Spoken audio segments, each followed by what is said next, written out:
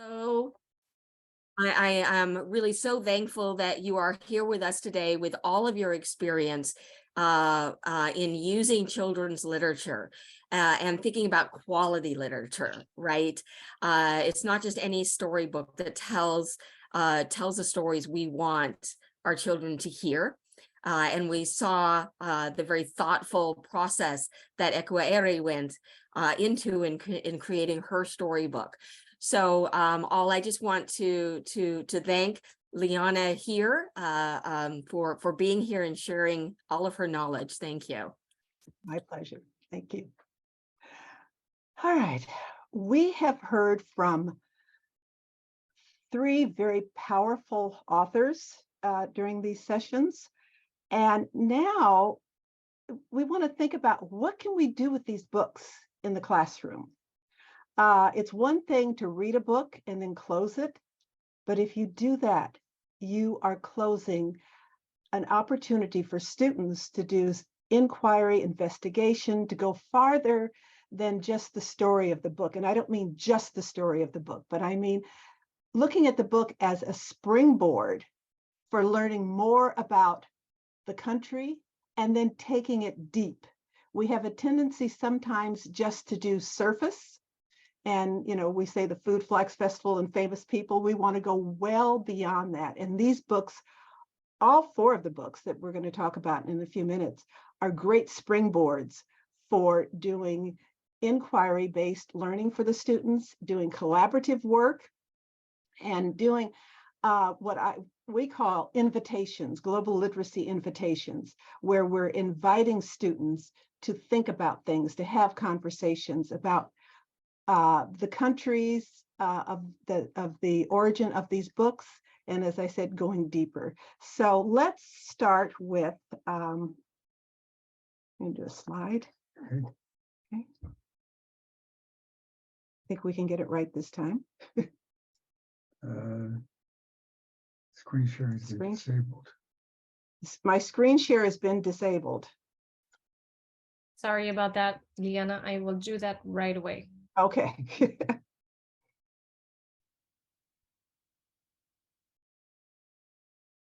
You should be all set now. Okay. You see it?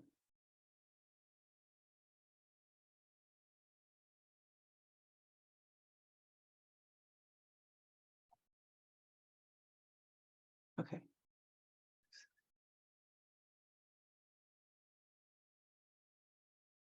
All right, good. So these are the four books that have been discussed today with three of the authors. I was just fascinated by all of the authors. And as I mentioned to the first two authors, Crossing the Stream and the Kea Girl, when I read those, when I was getting near the end of it, I just kind of slowed down because I didn't want the story to end. But as I was reading them also, because this is going to talk about the power of read alouds, but when I started reading them at first, I was trying to put myself in the place of a fifth grader or a sixth grader, because those two books are chapter books, and thinking about some of our students that are struggling readers. We want them to be able to read these books too. So then I thought, you know, let me listen to them on audiobooks, which I seldom ever do. What a difference, because hearing the Ghanaian voice tell the story just made it so much richer. I mean, I felt like I was in the story. I wasn't struggling with trying to pronounce names and get through things. So I highly recommend, in fact, on all four books, to consider using audiobooks with your students. And you still do that as a read aloud, as a class read aloud, and stop and having them look and think and predict all the things that you would do if you were actually reading the book to them. But there was just something about it that was almost, I don't want to say magical, but it put me in the story instead of struggling trying to read it. Plus, it also evens the playing field for our students. So everyone is hearing it at the same time, but definitely stop, look, think, predict. And so I'm going to go over each one of these and give some ideas that might you may find helpful in using the books and inviting your students into them. So the first one, crossing the stream. These are possible connecting themes that you could use after reading the book. So looking at the major cities in Ghana, and all of this would require research on the part of the students. So for the students to be able to do this, teachers have to do the research first. Teachers can't teach what they don't know. Otherwise, we end up just teaching surface.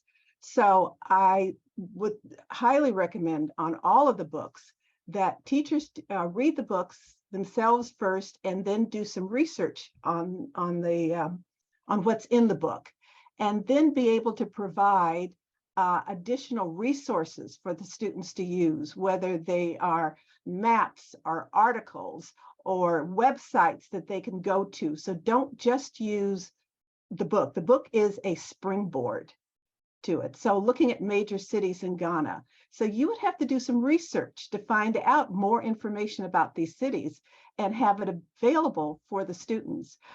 Environmental issues in Ghanaian cities. Found some articles online about that. So putting together, I guess what I'm saying is putting together a resource file for each of these books that your students can explore.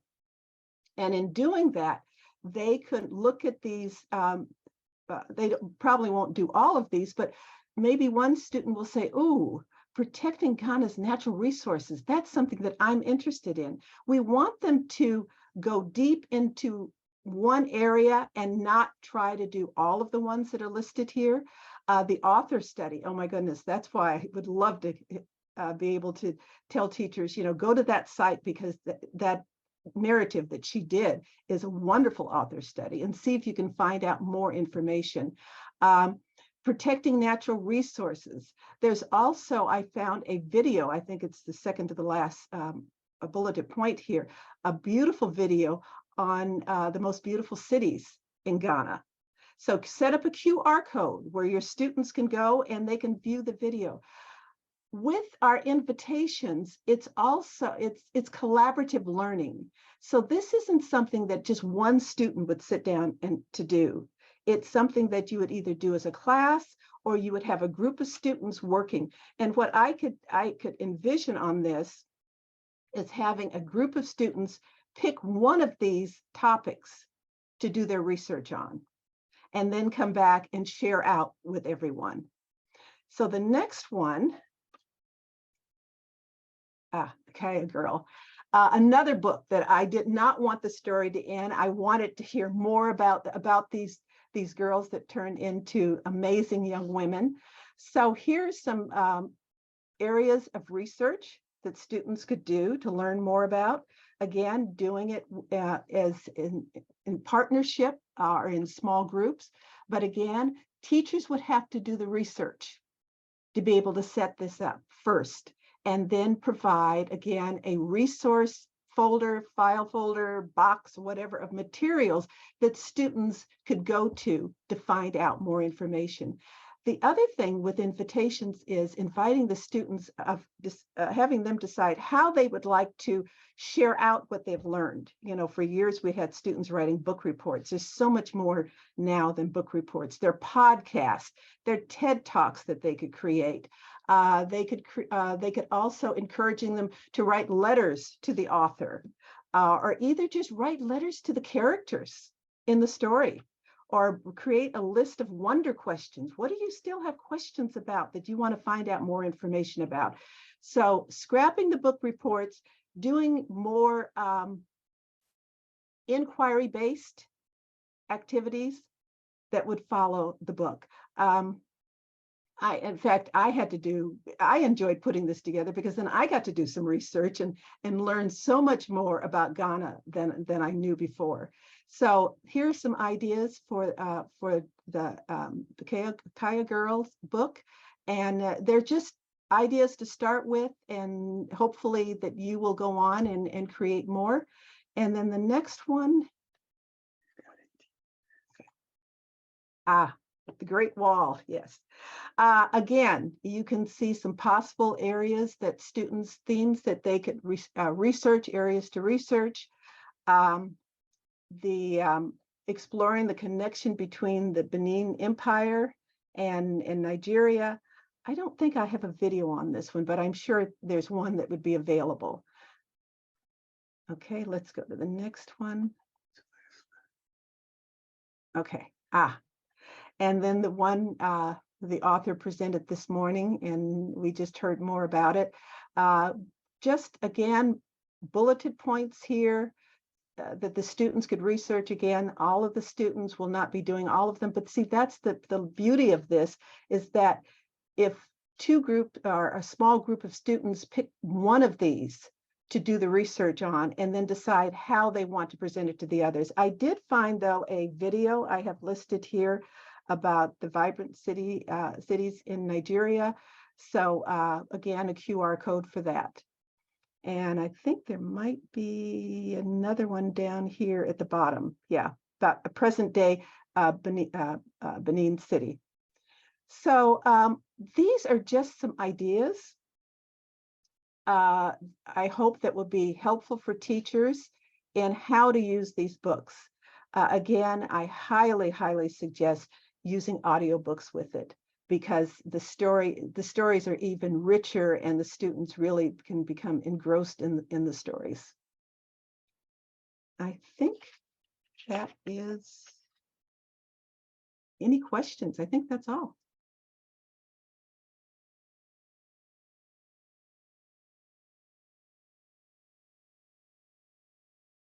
I will be, if you're interested, I can post my email if anyone would like a copy of the suggestions for the books. I'll be happy to share. That's what teachers do. I wanted to say, I like your presentation and, the range of activities that, students can engage. And this actually can go beyond even K through 12. I teach at the University of Florida, for instance. I can see, students, like what you say, write a letter to the author. Like, what would be the next sequel? Write to the author, or the author left out this part. What did you think? So it really leaves a lot of room for creativity and for analytical thought for students, so that they just don't take that book, but they're thinking beyond that book. What did the author leave out, and how can I extend this thought? Because we take it for granted this book is complete. The story is not complete. Sometimes there are other surrounding things, that the students can actually engage in. So I really like that thought of, moving beyond, really not just leaving it as is. So thank you. Well, we try to keep invitations very open-ended. And sometimes students are even encouraged to come up with a task that is open-ended. So Yes. we're putting the ownership back on the students, and then going beyond the 32 pages of a picture book or 120 pages of a chapter book, because otherwise they just they're not making a personal connection with it. For sure. Like, for instance, and I'll stop, for sure, the author also did this book on Queen Zinga, which actually I teach in my class in terms of, in a different perspective. But, you can see the relationship and what the students can get in terms of Queen Zinga. What did she really do? What did she accomplish? And it should put her in a bigger role than what is actually put in the book. So again, thank you. Oh, and also with these two books, I would almost do, because I was thinking about it later, do a picture walk before I started reading the book with the students, especially if you're working with younger students. Do a picture walk and have them make some predictions of what this story might be about.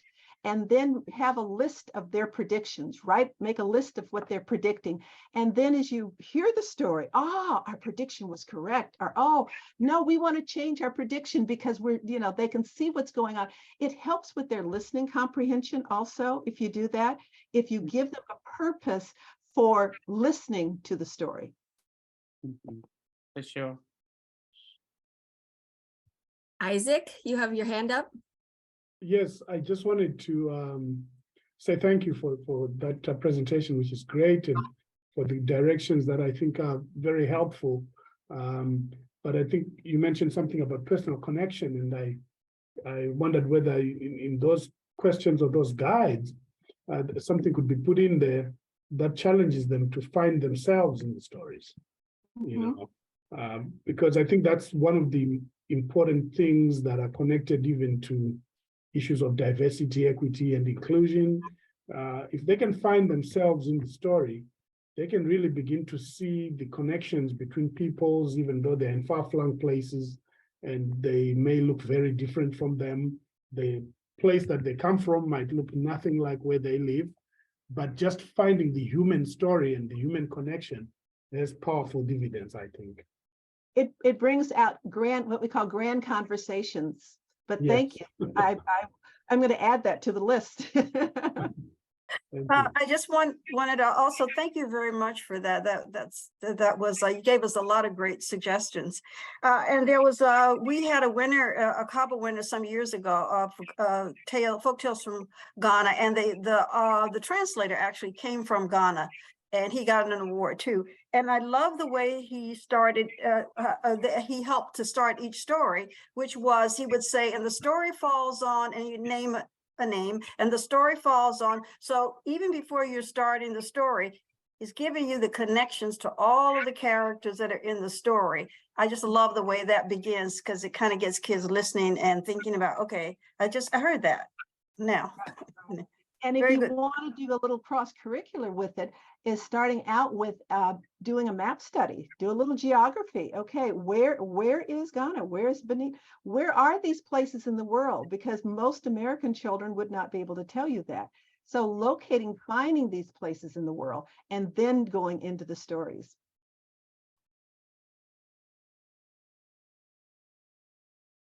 Yeah, I just wanted to thank you for that too. I mean, it just sort of in a nutshell,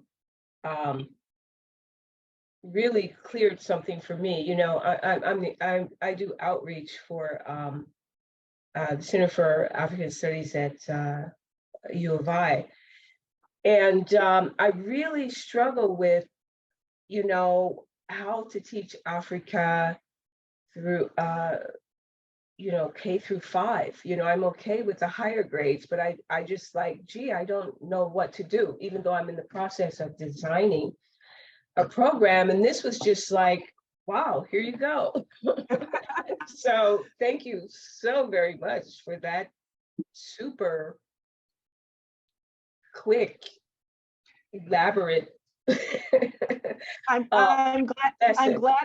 glad it was a click for you.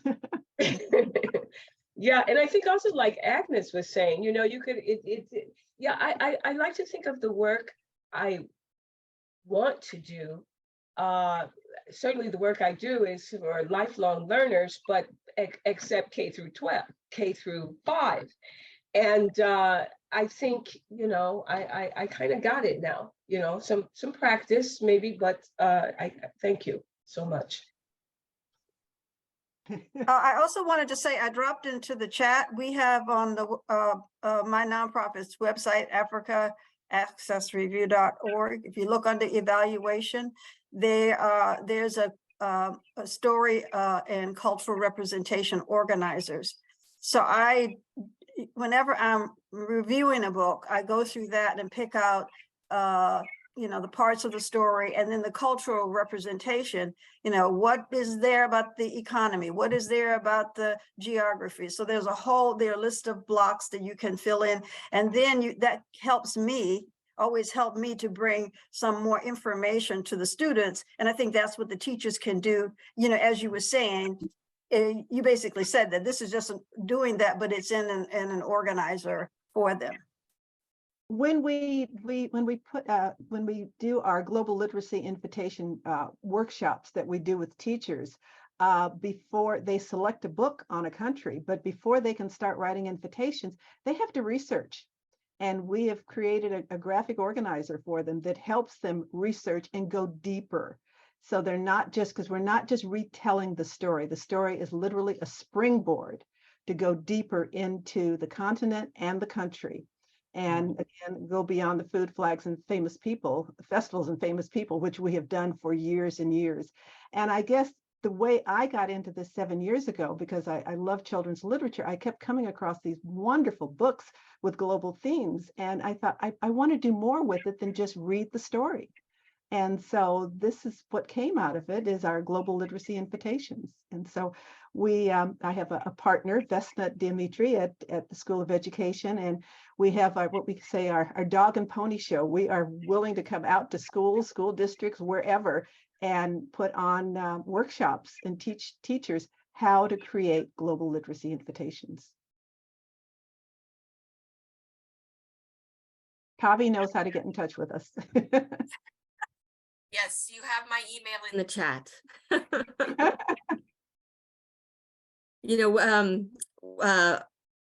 We all know a very broadly found proverb of West Africa that goes along the lines of if the lion told the story, it would be a very different ending than that of the hunters, right? And so these wonderful stories that we've been hearing, such as Idia of the Benin Kingdom, this is the lion telling the story.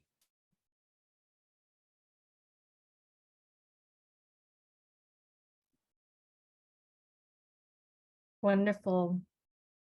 Are there any other questions for Leana in the Zoom room right now?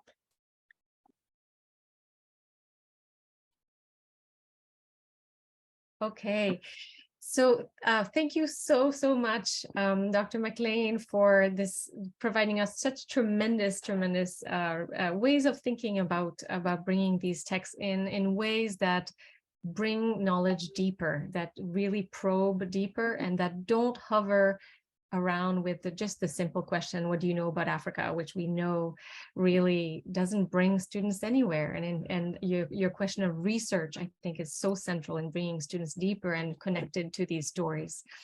Thank you tremendously. And so now we are going to move.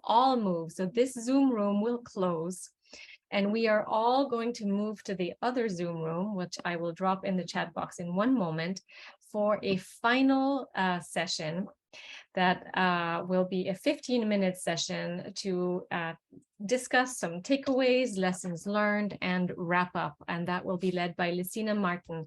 So thank you all for attending this session. And I just dropped the Zoom link in the chat box. We will see you there in the next Zoom room. Bye, everybody. And thank you, Tavi. Thank you, Leana. Thank you so much. And see you in the other room.